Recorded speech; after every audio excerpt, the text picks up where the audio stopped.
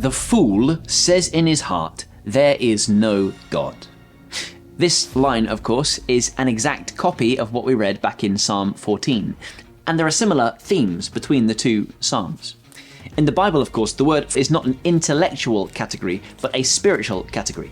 If the fear of the Lord is the beginning of wisdom, then the opposite of fearing the Lord, which is just denying the Lord, is the opposite of wisdom. It's foolishness. The consequences of this foolish thinking are immediate and devastating. Such people are corrupt and their deeds are vile. When we remove God from the equation of life, moral decline or decay inevitably follows. Without an objective standard of right and wrong, without the accountability of a holy God, human behavior deteriorates into what you think versus what I think. The result of this moral relativism is that everyone just does what is right in their own eyes, rather than doing what is right in the eyes of the Lord. David tells us that God looks down from heaven on all mankind to see if there are any who understand, any who seek God. Everyone has turned away, all have become corrupt. There is no one who does good, not even one. Now you'll notice here that David's indictment goes far beyond just saying atheists are morally confused, atheists are spiritually corrupt, atheists just do what suits them because they've got no objective standards.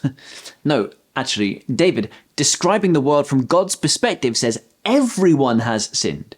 Over in the New Testament, Paul quotes exactly this verse in Romans chapter 3 to establish his point that we all have turned away. There is no one who does good, not even one. You might say, hang on a minute, within that sweeping statement, there are all sorts of people who are not atheists. Well, here it is helpful to understand that that phrase, the fool says in his heart there is no God, is applicable to the atheist all the time, and it's applicable to the theist some of the time. What are you doing when you sin? You are saying, in that moment at least, there is no God in charge of me. There is no God over me. I get to do what I want to do, and I have the power to do it. You are rejecting God in his rightful place as ruler over all things. In verse 4, we come back to that idea of moral relativism. Do all these evildoers know nothing? They devour my people as though eating bread. They never call on God. This is the outworking of that kind of worldview, the mistreatment of others. The wicked act as if they are in charge of the place, as if they get to call the shots, and as if God doesn't exist and will not intervene. They use and abuse others like biting into bread. You exist as fuel for me and my life and my motives and my desires. And yet, this kind of behavior does not go unnoticed. But there they are, overwhelmed with dread where there was nothing to dread. God scattered the bones of those who attacked you. You put them to shame, for God despised them. In this verse, David's perspective shifts, and he sees beyond the present moment to God's ultimate response to injustice. Suddenly, those people who seemed so confident in their power discover that they have been fighting against God himself. And this God is not the least bit pleased with them. That imagery of scattered bones paints an image of complete defeat for them. The victory that God wins will not be just narrowly eked out. It will be total and tremendous victory for God and his people. And those who live as if the whole world belonged to them, those who consumed others to satisfy their selfish cravings, they will find out there is a God in the end. While evil may seem to triumph temporarily, the God who sees all things will ultimately vindicate his people. His people, though, are not perfect in and of themselves, and we've seen that already. They have atheistic moments where the madness of sin wins out. They too fall into the category of verse 3, we have all turned away. And so God's salvation, even for them, cannot be based on merit. The slightly better people delivered, the slightly worse are destroyed. No. Salvation cannot be based on merit because we are all in the same boat together, unworthy and undeserving of the salvation of the Lord.